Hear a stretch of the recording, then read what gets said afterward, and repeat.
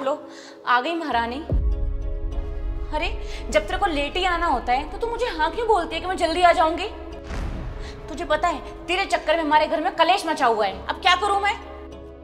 दीदी माफ़ करना, वो हमारे बेटे चिंटू की तबीयत बहुत ख़राब हो गई थी, हॉस्पिटल में एडमिट करना पड़ा।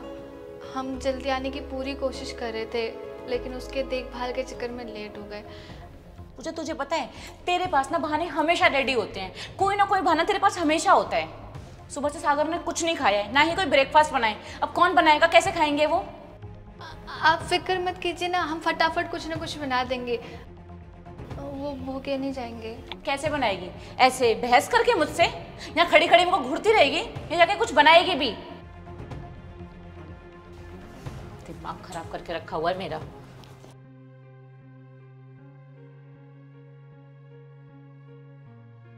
नमस्ते भैया। हाँ नमस्ते। भैया माफ़ करना, आने में थोड़ी लेट हो गए हम ना फटाफट अभी नाश्ता तैयार कर देते हैं।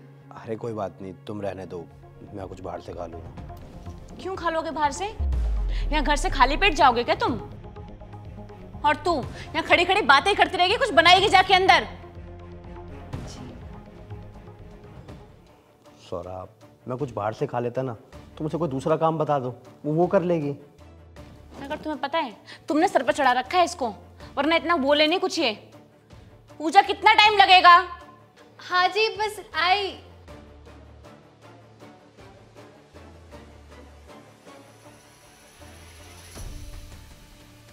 भैया आपका नाश्ता। दीदी आपके लिए भी नाश्ता लगा दूं? कोई जरूरत नहीं है, मैं खुद खा लूंगी। जा अंदर जाके इशू को रेडी कर।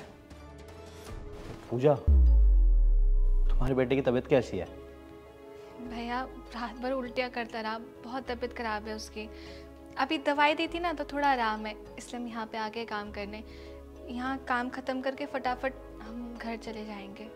हाँ, तूने कुछ खिला दिया होगा ना उसको उल्टा सीधा, तभी उसको वॉमिटिंग हो रही है इतनी।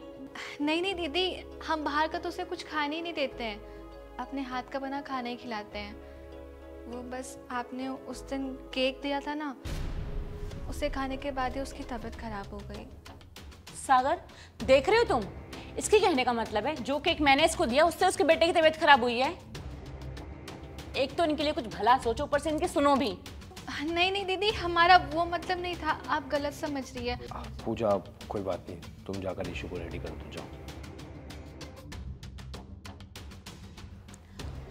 देखा सागर तुमने इसको, कितनी तरफदारी करते हो ना तुम इसकी। जो केक मैंने इसको दिया उससे इसके बेटे की तबीयत खराब हो गई।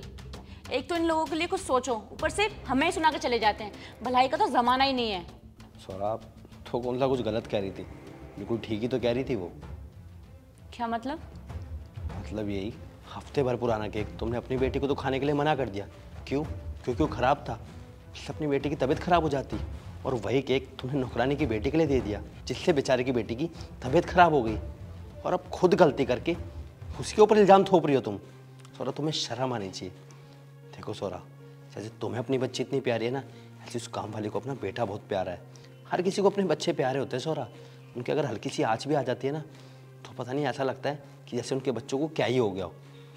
लेकिन मुझे तुम पे शर्म आ रही है कि तुमने इतनी नीच हरकत की है। वो इतना पुराना केक जिससे किसी इंसान की जान भी जा सकती थी और पता नहीं कितनी हालत ख़राब हो जाती, और वही केक तुमने उसको दे दिया। तो भला हो भगवान का कि उसके बेटे की तबीयत ठीक है पहले से। हाँ सागर, शायद तुम ठीक बोल रहे हो, मुझे ऐसा नहीं करना चाहिए था। दीदी हमने गुड़िया को तैयार कर दिया है, लंच में क्या बना दे? लंच मैं खुद बना लूँगी। तू एक काम कर, तू जा अपने बेटे का ध्यान रख, और किसी भी चीज़ की ज़रूरत हो ना मुझे बता दियो, एक कॉल कर दियो, मैं आ जाऊँगी तेरे पास। पर दीदी हम तो अभी भी आए ना, सारा काम पड़ा हुआ है।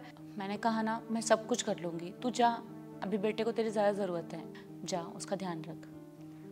धन्यवाद दीदी।